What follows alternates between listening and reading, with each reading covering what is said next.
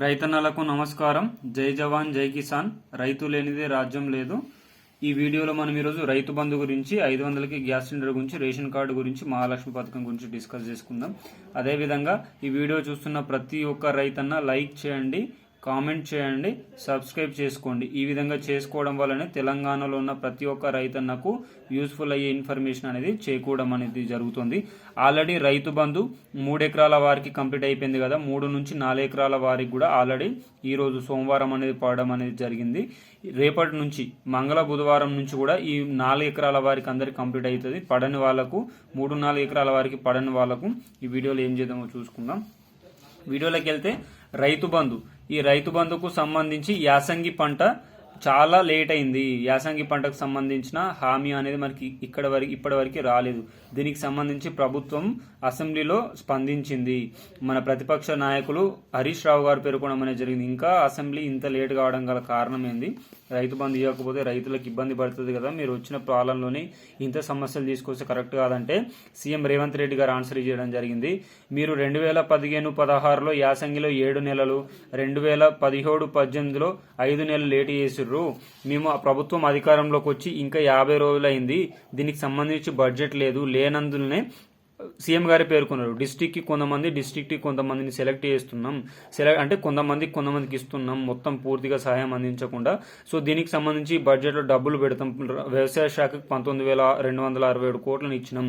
దీనిలో నుంచే రైతన్నలకు రైతు బంధుకు సంబంధించి అమౌంట్ అనేది మొత్తం ఒకేసారి దఫాల వారీగా కాకుండా ఒకేసారి ఇవ్వడానికి ట్రై చేస్తాం.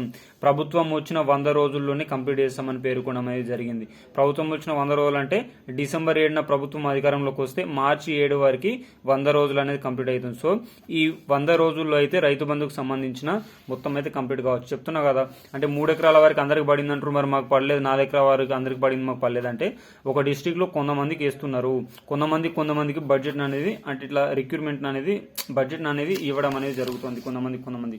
సో దీనికి సంబంధించిన అప్డేట్ అయితే క్లియర్ అయింది అనుకుంటున్నా. ఇప్పుడు ఎగ్జాంపుల్, మీ ఊర్లో 3 ఎకరాల వరకు ఉన్నది పడుతుంది, మీకు పడలేదంటే వరి కాకండి. వాళ్ళకి ఇప్పుడు పడితే మీకు 2 రోజుల తర్వాత పడుతుంది, 3 రోజుల తర్వాత పడుతుంది. రైతన్నలకు ఒక విన్నపం ఏంటంటే, మీ డిస్టిక్ ఏంది, మీ పేరేంది, మీకు పడితే ఎన్ని ఎకరాల వరకు రైతు బంధు పడిందని మీరు కామెంట్ రూపంలో తెలియజేయండి. అలా తెలియజేయడం వల్ల వీడియో చూస్తున్న వేరొక రైతన్నకి యూస్ఫుల్ అవుతుంది. ఒకవేళ రైతు బంధు పడకపోతే ఎన్ని ఎకరాలు ఉంది, మీకు ఎన్ని ఎకరాల వాళ్ళకి పడలేదని పేర్కొనండి. నాకు తెలిసి మొత్తం ఇంకోటి ఏంటంటే, అందరికీ రైతు బంధు వస్తుంది. 10 ఎకరాల పైన ఉన్న వారికి, 5 ఎకరాల పైన ఉన్న వారికి కూడా అందరికీ రైతు బంధు వస్తుంది. మరి రాదన్నారు కదా సీఎం గారు. అంటే సీఎం గారు ఏమన్నంటే, రియల్ ఎస్టేట్ చేసే వారికి, లేకపోతే ప్రభుత్వంలో రైతన్నలుగా కాకుండా ఇక్కడ భూమి ఉండి వేరే దేశాల్లో బ్రతుకుతున్న వారికి వీళ్ళకైతే రైతు బంధు కట్ చేస్తా, దానివల్ల 19,000 కోట్లు మిగులుతుంది అని పేర్కొనడం అనేది జరిగింది. 19 లక్షల మందికి అయితే రైతు బంధు రద్దు చేయడం అనేది జరుగుతుంది.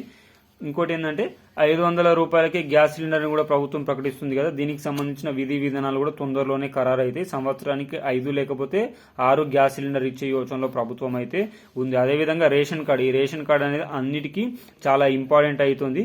ఈ కేవైసీ అయితే ఎవరైతే చేసుకోలేరో ఈ ఫిబ్రవరి 29 వరకు ఛాయిస్ ఉంది. సో ఈ కేవైసీ అందరు చేసుకోండి.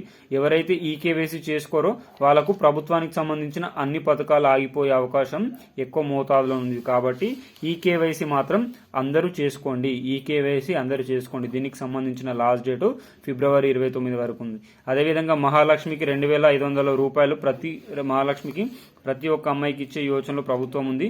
దీనికి సంబంధించిన 16,000 కోట్ల బడ్జెట్లో ప్రవేశపెట్టడం అనేది జరిగింది. సో దీనికి సంబంధించి అప్డేట్స్ అనేవి తొందరలోనే వస్తున్నాయి.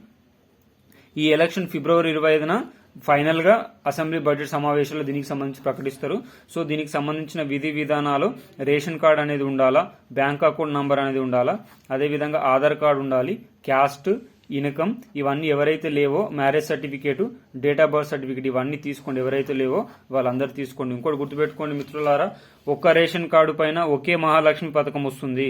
మరి ఒక రేషన్ కార్డు పైన రెండు మహాలక్ష్మి పథకాలు కాకుండా 2 పథకాలు వస్తాయా అంటే చూడాలి. అంటే ఒక పింఛన్, అదేవిధంగా మహాలక్ష్మి పథకం వస్తుందా అంటే కష్టమయ్యేటట్టు, ఎందుకంటే బడ్జెట్ లేదు కాబట్టి ప్రభుత్వం అయితే ఏం చెప్తుందంటే ఒక రేషన్ కార్డు మీద ఒకే పథకం వస్తుందని చేతులెత్తే అవకాశం అయితే ఉంది. ఈ విధంగా కాకుండా ఒక్క రేషన్ కార్డు మీద చాలా పథకాలు వచ్చేటట్టు ప్రభుత్వం వినూత్న చర్యలు తీసుకుంటే ప్రజలందరికీ మేలైతుంది. ఎందుకంటే తెలంగాణలో 6 గ్యారంటీలు అమలు చేస్తానని పేర్కొన్న ప్రభుత్వం 6 గ్యారంటీలు కంప్లీట్ చేస్తేనే ప్రభుత్వం బాగుంటుంది. సో చూద్దాం ఏమైతే అనేది. ఏది ఏమైనా మహిళలకు, అక్క చెల్లెమ్మలకు, రైతన్నలకు అయితే అన్యాయం జరగకుండా పథకాలు అయితే సరైన కాలంలో వచ్చే విధంగా చూద్దాం. జై జవాన్, జై కిసాన్, జై హింద్. వీడియో నచ్చితే మాత్రం లైక్ చేయండి. జై హింద్.